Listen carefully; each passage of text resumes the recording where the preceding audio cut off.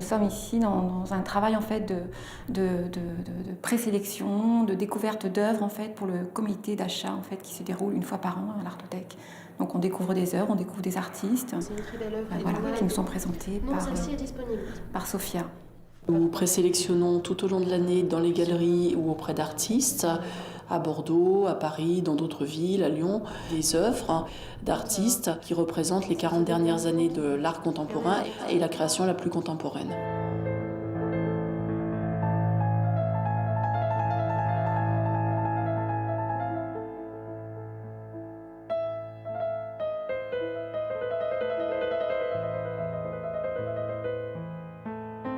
L'Artothèque est née en 1999-2000 en fait.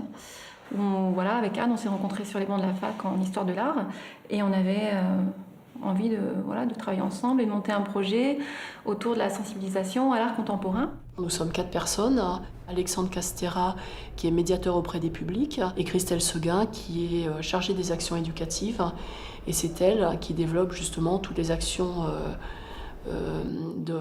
du programme Les Arts à Pattes avec les écoles et les arts hors mur avec les centres sociaux et qui construit les ateliers, les projets avec eux.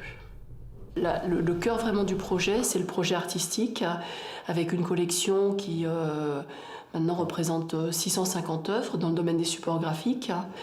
Et puis donc autour de cette collection, nous organisons un certain nombre d'activités.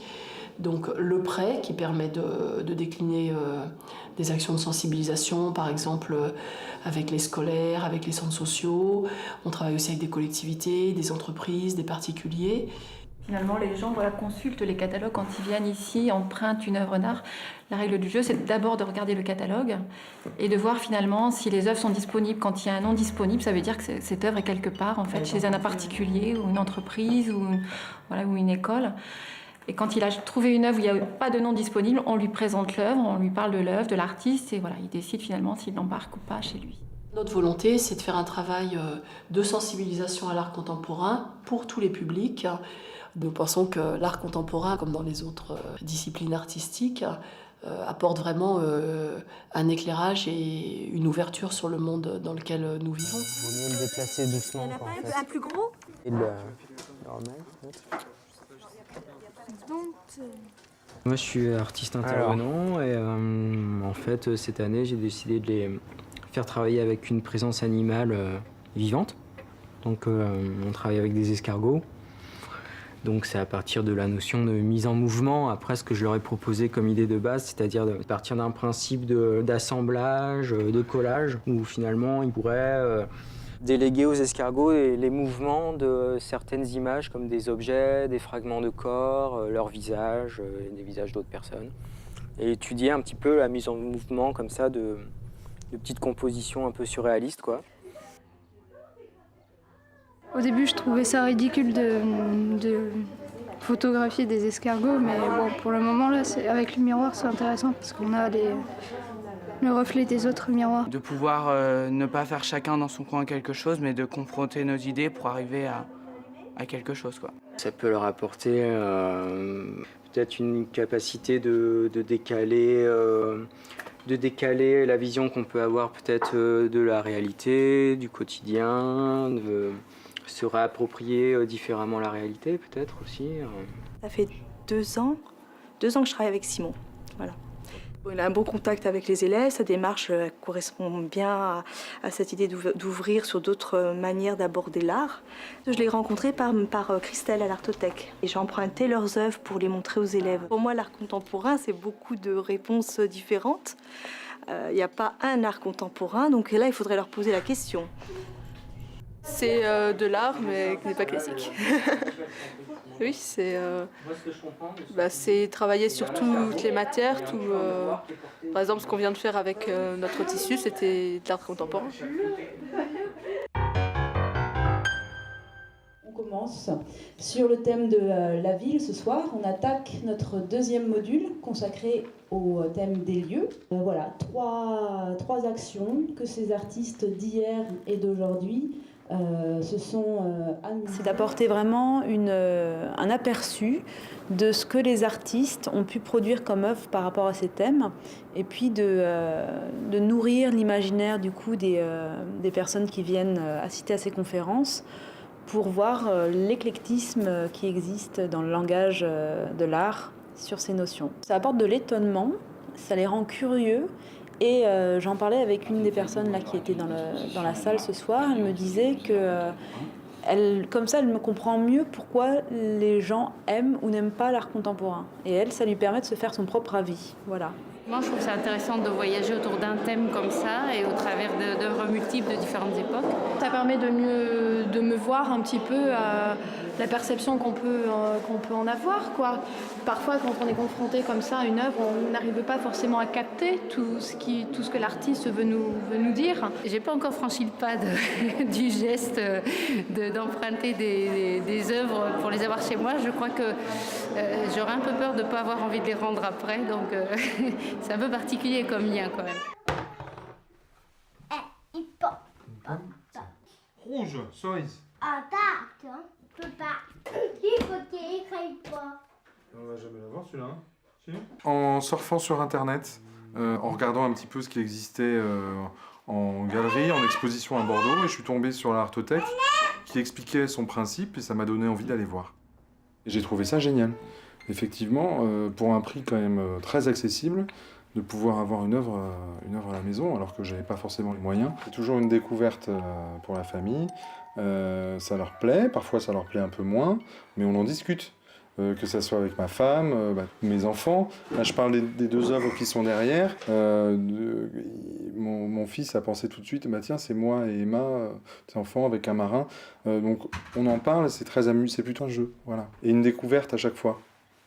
Moi, ça m'a donné en tous les cas envie d'acheter une œuvre avec mes modestes moyens et j'ai acheté une première œuvre cette année, au bout de 5 ans à l'Artothèque.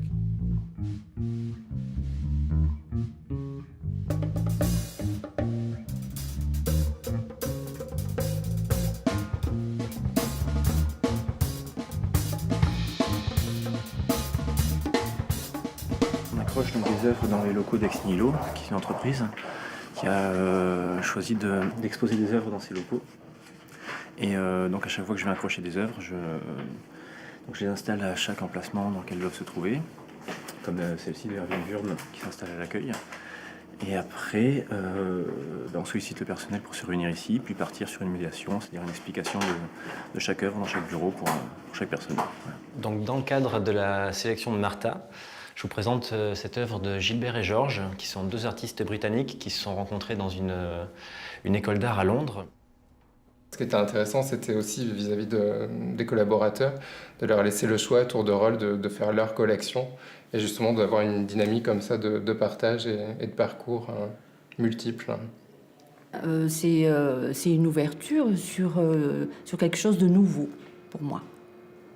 Franchement, que ce soit tant en peinture ou autre, je pense que de moi-même, je ne serais pas allée vers ce style de création. Donc j'étais parmi l'un des premiers à soutenir le projet, donc il y a presque 10 ans maintenant, et puis finalement on a attendu d'être dans nos locaux et du coup de penser à pouvoir profiter de l'offre de l'Artothèque au sein de l'entreprise.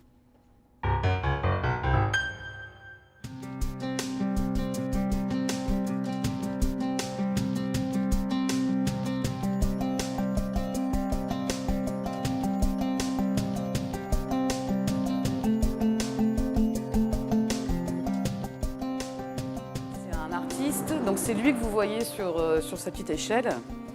Et donc lui, il fait des sculptures, des formes volantes. L'objectif de ces expositions d'art contemporain, c'est pas de décorer les services, c'est vraiment de faire découvrir ce qu'est l'art contemporain et ce que sont les démarches artistiques et plastiques de certains artistes. De manière générale, ça suscite de l'envie, en tout cas, envie de d'en savoir plus, envie d'échanger, envie de donner son avis. Donc ça crée des liens entre les professionnels, ça crée des liens avec les patients.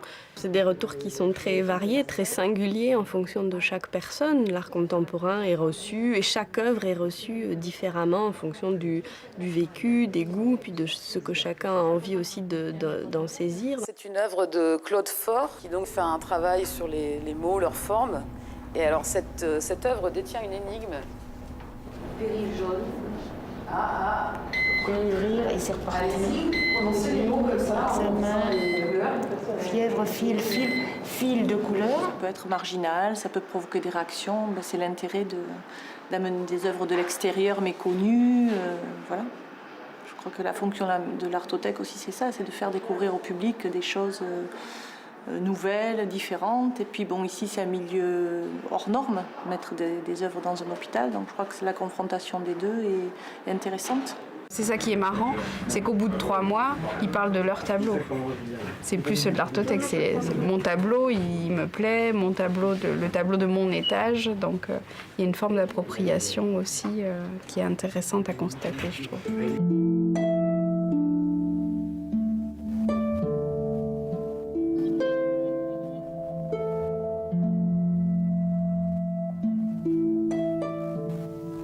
Les artistes, quand ils ont fait cet accrochage, ils ont réfléchi à ça justement.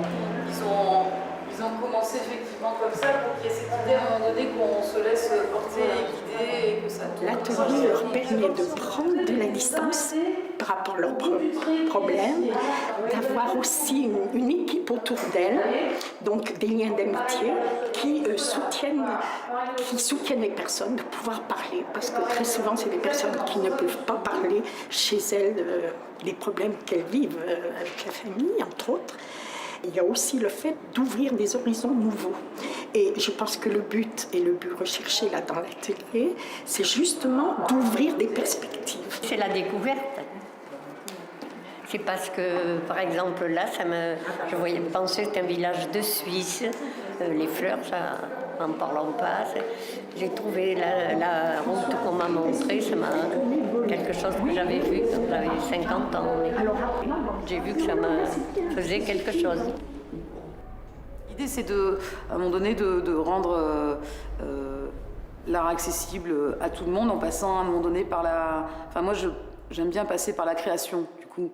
Ce qui fait qu'en les impliquant dans une pratique, ils s'immergent mieux dans cet univers-là et du coup, je pense qu'ils arrivent mieux à comprendre les démarches des artistes. Vous savez, ce jeu, on parle à quelqu'un, on dit, après l'explication de Christelle, eh bien, je m'intéresse encore plus à l'art. Et avec elle, comme on fait plusieurs choses différentes. Là, aujourd'hui, c'est l'art. L'autre jour, c'était un voyage dans le passé. Après, c'est la peinture. Alors tout c'est varié, c'est jamais la même chose, c'est pourquoi à chaque fois on découvre les choses et c'est enrichissant. Je trouve que c'est important à un moment donné voilà, que les enfants ou les adultes soient confrontés aussi à des artistes de notre génération qui parlent de ce qui se passe et ce qu'il y a autour de nous et que ça suscite aussi des débats, des discussions, que ça permet de développer un esprit critique, je trouve aussi, mais au moins de comprendre déjà, je trouve que c'est important.